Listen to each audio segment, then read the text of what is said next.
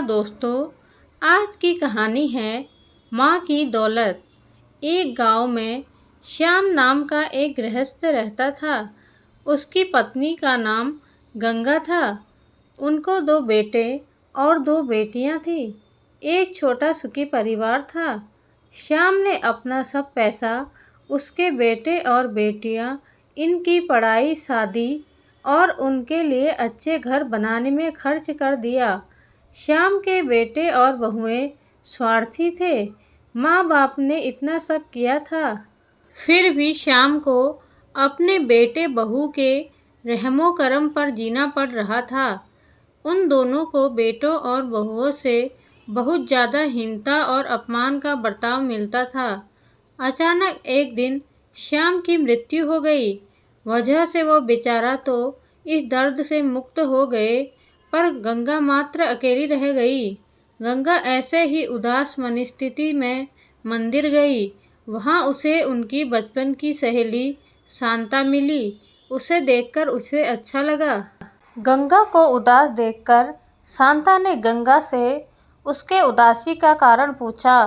गंगा ने अपने दुखी जीवन का सभी विवरण बताया उसे।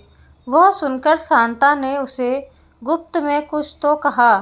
वो सभी सुनकर गंगा को थोड़ा सा आधार मिला। दूसरे दिन सुबह जिस प्रकार शांता के बताए अनुसार शांता एक बैग लेकर गंगा के पास गई और वो जैसे पहली बार ही मिल रही हो ऐसा बर्ताव किया।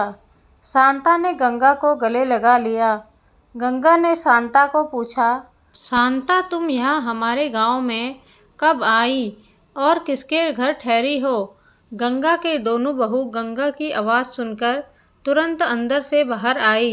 उन दोनों को देखकर शांता बोली, अरे मैं दूसरे घर पर कहाँ रहूँ?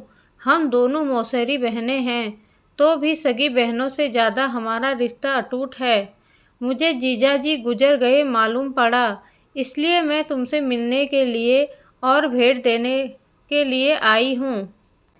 पहले दिन तय किए अनुसार गंगा बोली, शांता तुम मुझे मिलने के लिए आई यह सुनकर बहुत अच्छा लगा, पर तुम मुझे भेंट देने के लिए कुछ लाई हो, उसका अर्थ मुझे कुछ समझ में नहीं आया।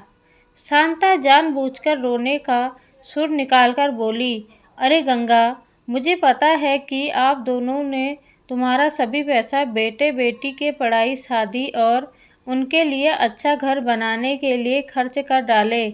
आप दोनों ने खुद के लिए कुछ भी नहीं रखा। यह सब ठीक है, क्योंकि आपके बेटे और बहुएं सभी अच्छे हैं, इसलिए वह तुमसे प्यार से बर्ताव करते हैं, तुम्हें अच्छे से संभालते हैं, इसका मुझे पूरा भरोसा है। लेकिन हमारे यहाँ पर सब उल्टा है। हमारी आर्थिक परिस्थिति अच्छी होकर भी बेटे पढ़े नहीं, इस वजह से वो कोई भी उद्योग धंधा करते नहीं हैं। उनको सिर्फ बैठकर खाना आता है। अमीर हैं, इस वजह से उनकी शादी भी हो गई, परंतु उनकी पत्नियां हम दोनों का बार बार अपमान करती रहती हैं और मेरे बच्चे वह देखकर भी कुछ नहीं बोलते उन्हें।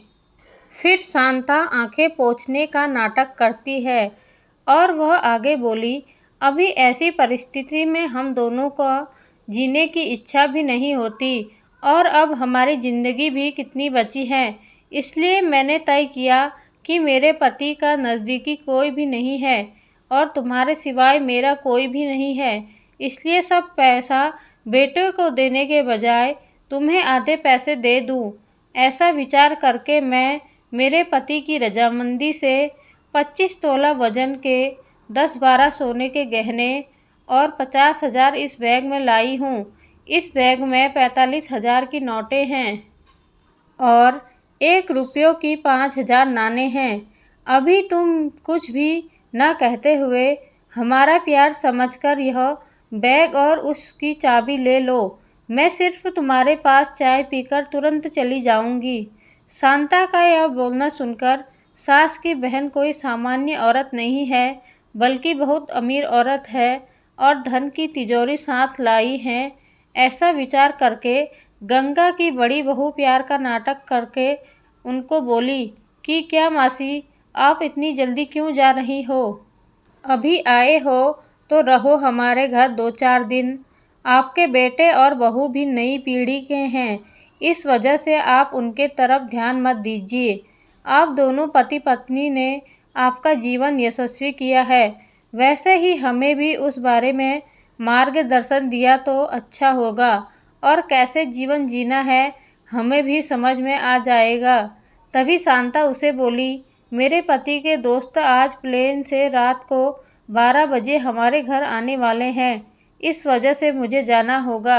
हर एक मनुष्य के ज़िंदगी में ऐसा प्रसंग आता ही आता है कि जिसकी वजह से उसकी आंखें खुलती हैं और वह मनुष्य समझदार होगा तो उसे मार्ग दिखता है। ऐसा बोलकर शांता चाय पीकर वहाँ से चली गई। शांता के जाने के बाद गंगा के दोनों बेटे और बहुएं उससे बहुत अच्छा बर्ताव करने लगी, बहुत प्यार और देखभाल करने लगे। गंगा खाना खाने के बाद रात को अपने रूम में जाकर दरवाजे की कुंडी लगा लेती। शांता ने दिए हुए पैसे पत्थर पर पीटकर बजाकर गिनती थी। नानों का आवाज़ रात के समय स्पष्ट उसके बेटे और बहू को सुनाई देता था और उनका गंगा पर और ज़्यादा प्यार बढ़ने लगता। ऐसा 5-6 महीने तक चलता रहा, लेकिन पैसे गिनने का काम मात्र ख़त्म नहीं हो रहा था और ये सिलसिला गंगा ने अपने मरने तक चालू रखा। गंगा के आखिरी 6 साल खुशियों में बीते, परंतु एक दिन अचानक गंगा की मृत्यु हो गई। उसके जाने के बाद रिवाज और लोक लाज के लिए उसके बहुओं ने और बेटों ने आंसू बहाए। फिर उन्होंने शमशान से आने के बाद उन्होंने तुरंत माँ के रूम में जाकर उस बैग का ताला खोला और क्या उनको धक्का लगा, क्योंकि उसमें सिर्फ पुराने समाचार पत्र, 4-5 वजनदार पत्थर और सिर्फ 1 रुपया था। वो रुपया भी पत्थर पर पीटने पर पूरा का पूरा खराब हो गया था।